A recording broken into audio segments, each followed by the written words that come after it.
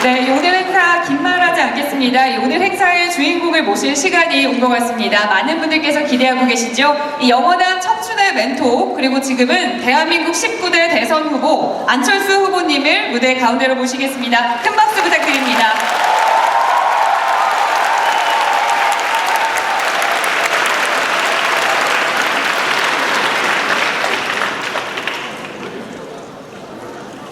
안녕하십니까, 안철수입니다.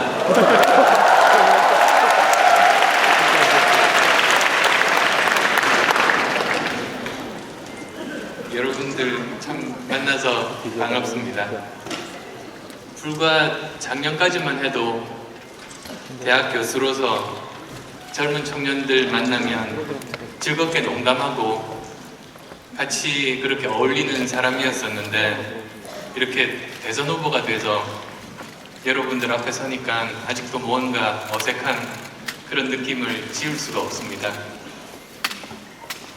출마 선언 이후에 이제 한 달이 채 못 지났습니다. 여러 가지 일들이 있었는데요. 어떤 분이 뭐가 제일 이렇게 예상과 다르냐라고 물어보시길래 생각해 봤더니 방명록 쓰는 일이었습니다. 상상을 못 했는데 가는 장소마다 방명록이 그렇게 많은 거예요. 근데 제가 글씨를 정말 못 씁니다. 글씨를 못 써서 컴퓨터를 빨리 배웠어요. 그런데 방명록에 이제 직접 이렇게 써야만 되는 경우가 많길래 삐뚤삐뚤 썼더니 이제 안철수 폰트 글씨체라고 인터넷에서 나오곤 해서 참 난감하기도 한데, 아마 제가 전혀 생각지도 못했던 그런 난관이었었고, 그것 말고도 여러 가지 또 보람 있는 일도 참 많았었던 것 같아요. 얼마 전에 반올림이라고 반도체 공장에서 이렇게 직업병 얻으신 분들 모임이 있습니다. 그런데 대기업과 이렇게 여러 가지로 이제 관련이 있다 보니까 언론의 주목도 그렇게 받지 못하고 이렇게 찾아주시거나 하지도 않았는데, 제가 이제 찾아가서 그 중에 환자 한 분을 배웠죠. 그랬더니 이제 곧 해당 대기업에서 또 그분이나 반올림 측과 만나는 그런 기사가 떴습니다. 그거 보면서 제가 했던 일 중에 제일 잘했던 일 같아요. 한 달 만에 이렇게 선거 결과가 아니라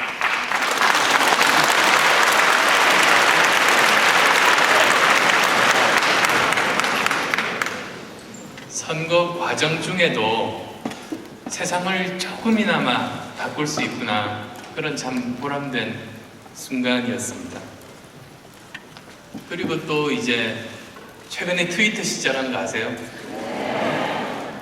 트위터 예전부터 쓰긴 했습니다. 사실 초창기부터 트위터를 쓰긴 했지만 그때까지는 방송에도 출연 많이 하고 책도 많이 쓰고 인터뷰도 20년간 했던 인터뷰가 쌓여 있어요.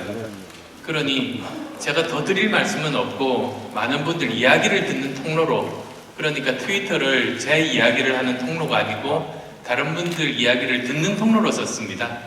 그러니까 꽤 이제 오래 했던 편인데, 이제 그럼에도 불구하고 정치를 하는 사람으로서 쌍방향 소통이 되어야 되기 때문에 이제는 공개적으로 이제 시작을 했었는데요. 마치 PC통신 시절로 돌아간 것 같아요.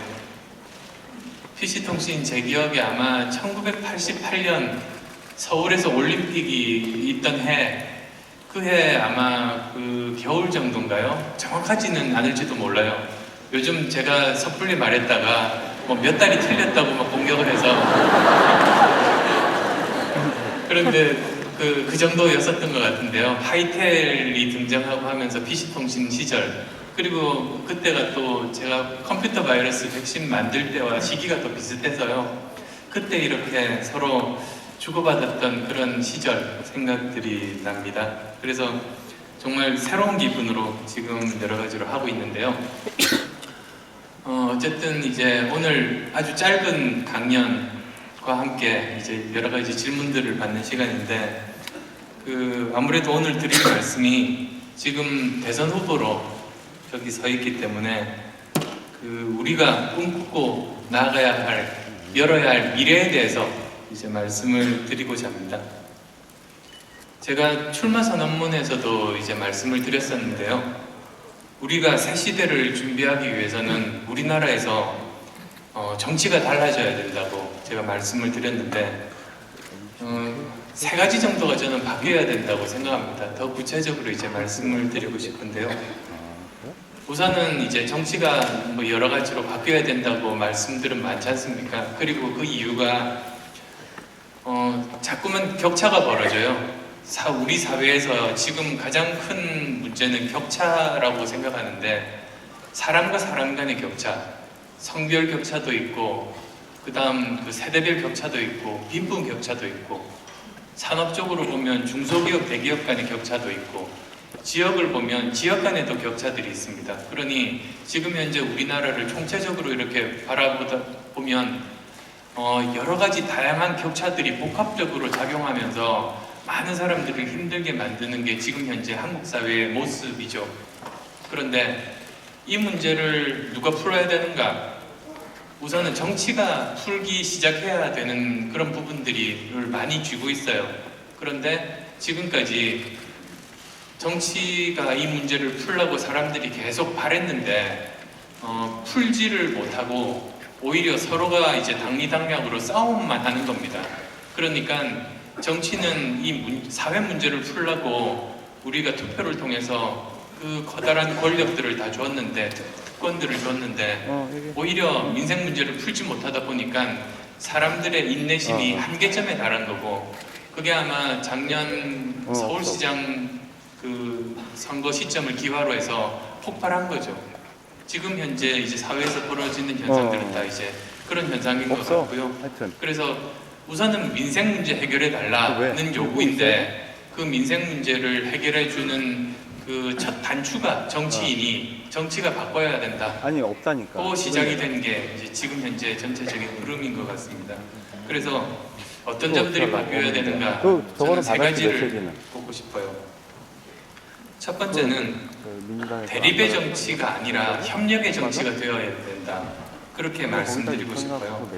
우선은 대통령부터 시작을 하죠. 대통령부터 국회의원 한 사람 한 사람과 직접 소통을 하는 그런 모습이 전개되어야 된다고 생각합니다. 헌법을 보시면, 저도 이제 이쪽 일을 하면서 이제 헌법을 새롭게 계속 보게 됐는데요. 헌법의 가장 첫 부분이 국민의 권리와 의무가 나오고, 그 다음이 국회가 나옵니다. 그 다음에 대통령이 나와요. 즉, 우리나라는 국민의 권리와 의무를 지키기 위해서 존재하고, 그런 국민들의 민의를 대변하는 것이 국회이고, 대통령은, 행정부는 그것을 받들어서 실행에 옮기는 그런 사람입니다. 그러니 대통령이 국회를 존중하는 건 헌법 정신에 따라서 너무나 당연한 건데, 지금까지는 그러지가 않았었죠. 그래서 정말 국회의원 한 분 한 분 소통하고, 더 이상 대통령이 절대 권력자라고 생각하지 말고 국회부터 이제 자신의 역할을 할 수 있도록 스스로 변화해야 되고, 대통령이 그것들을 이제 제대로 존중해야 된다, 그런 말씀을 드리고 싶고, 또 이제 대통령 말고 그 다음으로 국회 법을 보시면 국회의원의 양심에 따른 표결을 권장하고 있습니다. 그렇지만 현실에서 보시면 양대 정당들이 당론이라고 돼 있어요. 그래서 소속 국회의원들이 그 당론에 따라 표결하라고 그렇게 지금 되어 있죠. 그러다 보니까 강제적으로 국회의원들의 자율권을 침해하는 겁니다.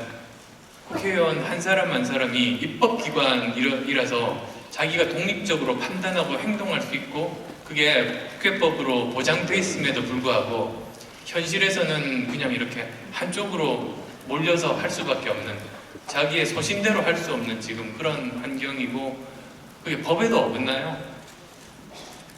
그러다 보니까 사실 그 국회의원 한 분 한 분 보시면 정말 존경할 만하고 능력 있고 그런 분들이 그냥 돌격대가 되는 거죠.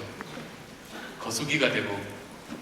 그리고 열심히 차력 이렇게 길러서 앞에서 막는 역할을 하시고 그런 일들이 참 벌어지는 게 굉장히 안타깝습니다. 그래서 정말 그런 것들 때문에 지난 18대 국회 이제 돌이켜보면 18대 국회 보면서 저도 절망했어요. 모든 국민들이 사실 절망한 것 같아요. 대통령이 한번 어떤 거를 하겠다고 결심을 하면 다수당인 여당의 국회의원들은 거기에 따라서 거수기가 되는 거죠.